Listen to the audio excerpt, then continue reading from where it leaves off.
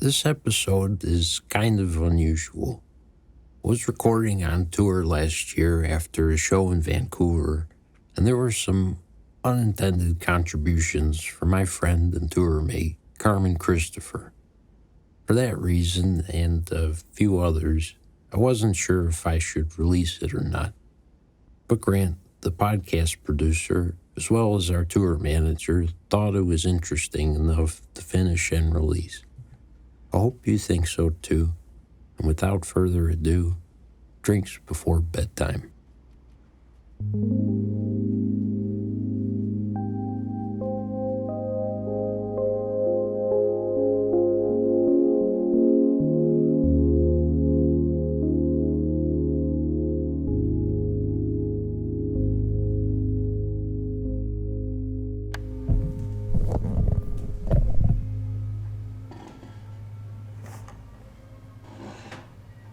Hello, this is Joe Pera, and we are recording in Vancouver, Canada.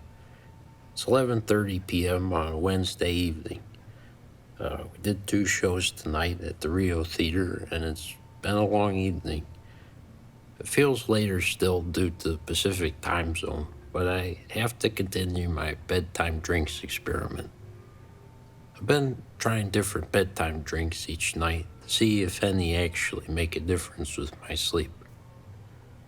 Recapping the past few evenings, lavender tea was a 3 out of 5. Chamomile tea was also a 3 out of 5.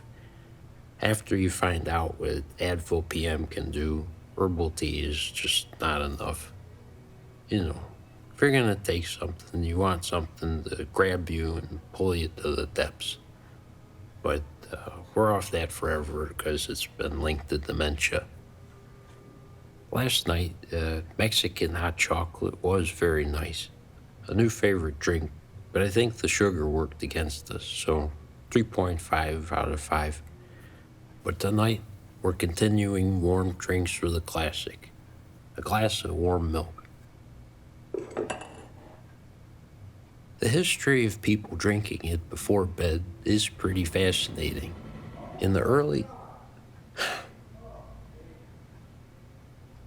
Hey, Carm, I'm sorry, but can you keep it on low for like 10 minutes? I'm reviewing warm milk in here. Dude, this is a Tarantino joint. It's gotta be out loud. Just 10 minutes, Carm. I gotta talk about warm milk, drink the warm milk, and then review it. Wow, I guess if I wanna have fun, I gotta go on tour with Bert Kreischer. Come on, don't say that. No, I'm serious. I actually think he would be fun. Yeah, probably. But just give me 10 minutes. Sorry, if you couldn't tell, we've been on the road for a bit and are doing more teasing. He's a little annoyed with me because I made us take the train from Seattle instead of a direct flight.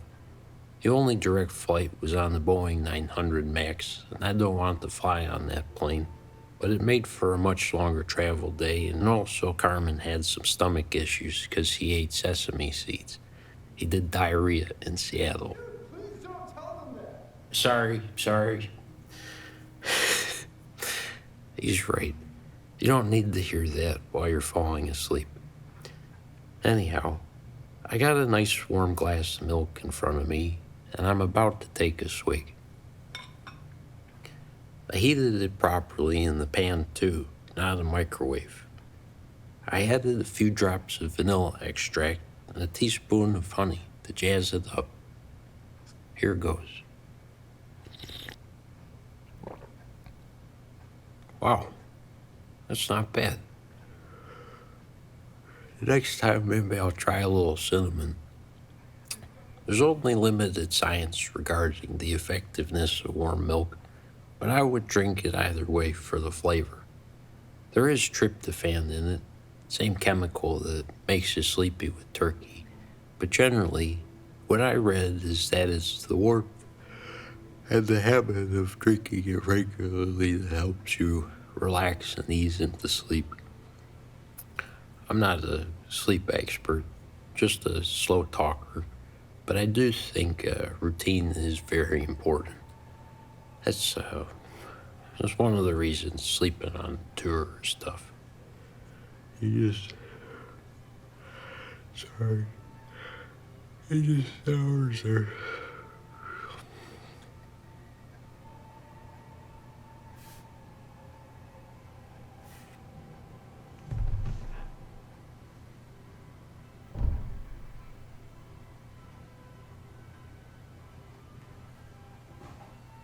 Yo, Joe, you gotta come in here and check out some of these line deliveries by Christoph Waltz. This guy's on a different level. He's acting in 2 different languages. Yo, Joe. Joe. You fell asleep, dude. Go to bed, little guy. Oh, yeah, all right. Gosh, what time is it? Dude, it's not even 10 minutes into the movie. All right. Thanks, Carmen. Good night. All right, later, buddy. Night.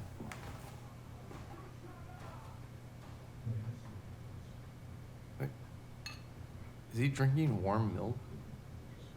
No, bro, that's so on the nose. This guy's becoming a character of himself.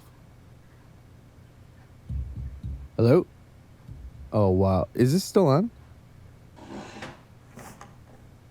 What's going on, everybody? It's Carmen Christopher, Chicago's very own. Can you believe it? Your host of your sleep podcast did such a good job that he fell asleep. Hope he's got his diapers on, because he forgot last night and soiled the Airbnb. You know, I really want to check out his podcast. I'm sure it's great, but when you're a comedian, all your friends have podcasts. Podcasting is like the new construction worker. It's actually really sad. Everybody's just like got so many opinions. It's exhausting. But I should check it out because I've actually been having a pretty hard time going to sleep myself. Back pain. You guys got it? I know all the dudes over 30 be nodding. It stinks. So, what the hell? Let's talk back pain.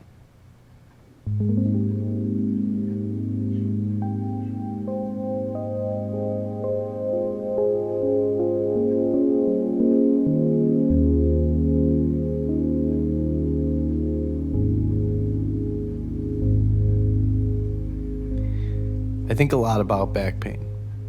I've been dealing with it since my 20s in Chicago when I was working 50 hours a week doing my sales job, plus taking comedy classes, doing shows, and staying up till 2 a.m. with other improvisers watching movies like Drive. I rode my bike everywhere, burning the midnight fumes. Then one night, I got off my bike and I couldn't stand straight. I was terrified. I was bent over like a hockey stick. But I figured out how to manage it, and look at me now. I have my own special on YouTube. Check it out. Carmen Christopher, live from the Windy City.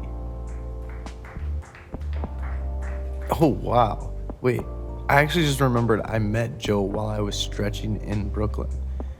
This is 100% true. I just moved from Chicago, and Joe and I had seen each other's videos online, so we knew of each other, but we'd never met in person. One night I was using the railing of a handicap ramp in Greenpoint to stretch, and out of nowhere, some weird guy walks up to me and starts talking and says, excuse me, are you Carmen Christopher? Can you believe it? Now I'm opening for this turtle. Back pain can get you on a comedy tour. But a few months back, I woke up with a sore back, so I took myself to a hot yoga class. After I got done laying in the final resting pose, Savasana, I realized I couldn't get up. I threw my back out doing the practice that I thought was supposed to help. By the way, sorry if this is boring you, but that's the point, right? I know you'd rather have Joe, but either you get this or nothing. Hopefully Joe wakes up, because I don't want to be doing this either. Actually, no, it's good. It's good I'm here. I've already seen every Tarantino film 4 to 8 times. I think this is relevant though, because I bet at some point some pain has kept you from sleeping, maybe even tonight. So I'll let you know how I managed to get my back pain in check. Someone who's had it their whole life, basically. Let me tell you, I've tried everything. New pillows, mattresses, acupuncture, massage, warm compression, ice, chiropractors, even cortisone shots. Everything except for surgery. And that's something I'm really scared to get. So these were all temporary fixes, but what I learned was 9 out of 10 cases of back pain are from stress. It's psychological. My research is expert level. I read one book and talked to one old guy in a sauna about it. The book is Healing Back Pain by Dr. John Sarno. Dr. Sarno says the majority of back pain is due to repressed emotions. Repressed emotions. Can you believe that? So my back pain is because my landlord keeps raising rent despite water leaks in my living room and possums living in my attic. And this asshole won't even let me use the fireplace. I also have back pain because I'm worried about my family in Chicago and whether my stepdad will get caught on tape saying something inappropriate at Jewel Osco. Other pains? LA traffic, if the captions on my social media clips are on point. Ew, and don't even get me started on the thumbnails, sister. I'm kidding. I do have relatable problems too. But don't think I forgot about the ladies. Ladies be having back pain too, am I right, ladies? Okay, if you're a lady with back pain, yell, Real Housewives on Bravo. Actually, you should not be watching that before bed, or you'll have dreams of your best friend telling people that you smell like hospital. But ladies, maybe you have back pain because your mom expects you to be her daughter and best friend at the same time. That's a lot of stress to take on, and it has to manifest somewhere. Okay, so what do I do about it? If it's been real bad for a while, go to a doctor and see if there's any structural damage with some x-rays or hit the MRI machines, which can be claustrophobic but also hella fun. I discovered my L4 and L5 are a bit compressed, but that's not enough to debilitate me. If you learn you have no serious structural damage to your spine, what's next? There's a theory by Dr. Sarno who says that back and posture pain is triggered by repressed anger and emotions. Okay, great. So you have these things. Well, we all do. What do we do about it? It's actually so simple. Sit with your thoughts or lie on the ground for 15 minutes and think about all the shit that's pissing you off. We're all so busy and always on to the next chore or appointment, or you have annoying ass kids.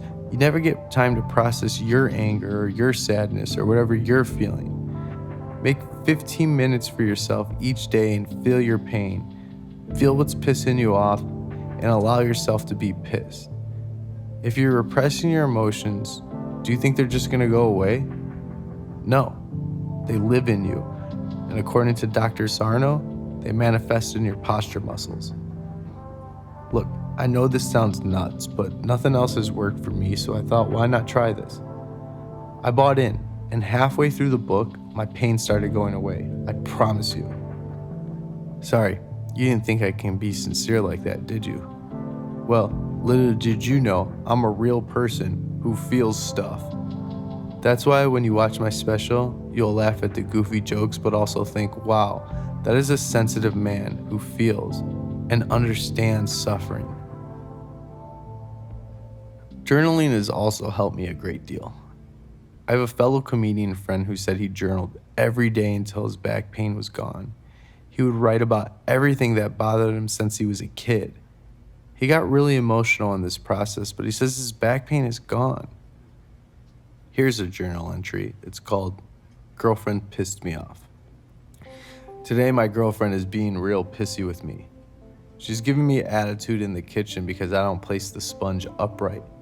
She says it builds mold when I lay it down flat. Okay, how about this is my house and I place the sponge how I want to place the sponge. I've been placing the sponge flat side down my whole life and got sick 0 times that I know of. I hate when people tell me what to do. I'm a grown man who's gotten pretty far in life. Now I have someone in my house bossing me around. I guess this goes back to my childhood. My mom always babying me. Wear a scarf. Where's your gloves? Put on a coat. How about everybody shut the f up and leave me alone? I'm a man who can take care of himself, goddammit. Show me some respect. No one respects me. Okay, I honestly feel a little bit better getting this all out on paper. Now I can be a civilized human and kindly tell my girlfriend I'm open to her way of doing things if she approaches me with kindness because I'm a sensitive guy. Wow, I literally already feel better. I'm like smiling and stuff. Here's another journal entry. It's titled, Confronting My Dad Who Was Negligent. One of the hardest things I've had to do in my life is basically tell my father I need more from him. After my parents divorced when I was a young kid, we saw him every other weekend. He's a good guy with a good heart, but a lazy father. Does the bare minimum, if not less than that. I ignored it most of my life, but my therapist urged me to confront him, tell him what I need, and hold him accountable. I thought, wow, that's scary. I'm gonna make this old man feel bad who doesn't know any better. Last month, I finally did it. He heard me out. I don't know that he'll change and be more present in my life, but just by telling him what I need makes it easier for me to set boundaries with other people and hold them accountable. I imagine a lot of my back pain in life is holding on to my sadness or anger that my father wasn't around more than I think he should have been. Hey, sorry to bum you guys out before bed, but life is real. We all got our stuff, and if we don't address it, it'll live in our lower backs. LOL. The next journal entry is titled, How I Was Angry at a Guy Who Left the Water Running During a Drought? I was at the gym today, and the guy next to me was shaving while he had the sink water running. He wasn't using the sink water. He went minutes without using it. He's just shaving while the water's running, wasting water in LA during a drought. We learned as children to turn the water off when we aren't using it. But this is a grown man, a buff one, who spends an eternity working out on his body, but he can't have the decency to think outside of himself and conserve some water. It made me so mad. I wanted to tell him to turn the water off, but I couldn't think of how to do it without sounding like a weasel. So I didn't say anything. It just makes me mad that so many people are dumb. I'm guilty in ways too, but I'm still mad about it. I feel anger. I need to get it out and feel it so I can move on. Okay, I'm allowing myself to feel mad. Okay, I'm mad. I'm gonna sit in it. I'm sitting here mad. Okay, I'm addressing it. Okay, that makes me feel a little bit better, but I'm still mad. Hey, but I'm addressing it, and that's good rather than ignoring it. I have to let go of control. I can't control how people behave. All right, I feel better. I'm still a little mad, but I'm acknowledging it, and it should help alleviate some of my pain. All right, I'm gonna go take a 45-minute shower. I'm kidding, come on. The water situation out here west is enough to stress anybody out though. Listen, I know this sounds like low biatch work, but we have two options here. You either ignore your emotions and have back pain, or you get a little emo and your back feels better. Either way, we're screwed. So, okay, let's agree you're gonna stretch out tomorrow and walk around a little bit. That helps, but right now, I'm gonna be quiet for 20 seconds, believe it or not. And you're gonna whisper out loud something that has caused you stress this week. Okay? Ready? Go.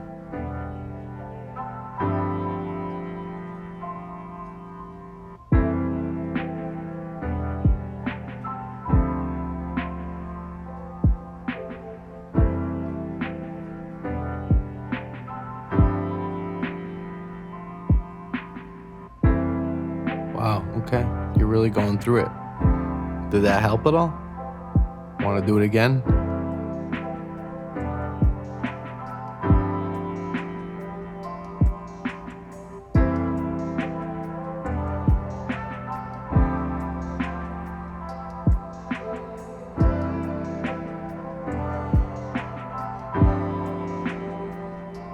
Oh, dang. That's tough, but can't you feel your back getting a little bit lighter? You're probably light as a feather, just sinking into bed right now.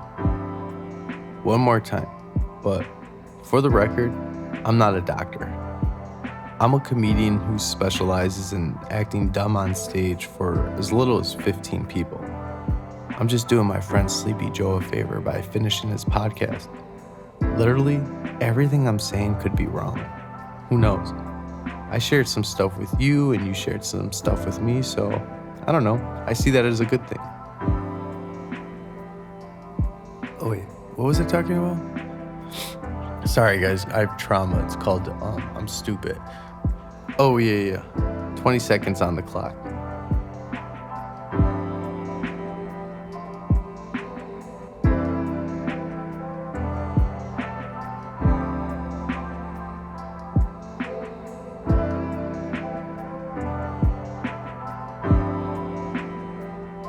Nice.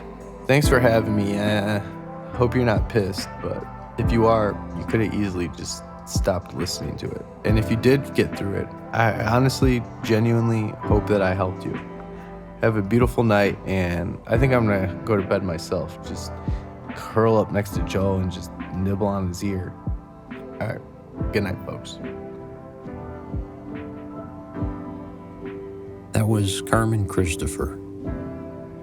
Really amazing, the spontaneous things that can happen while hanging out with creative people.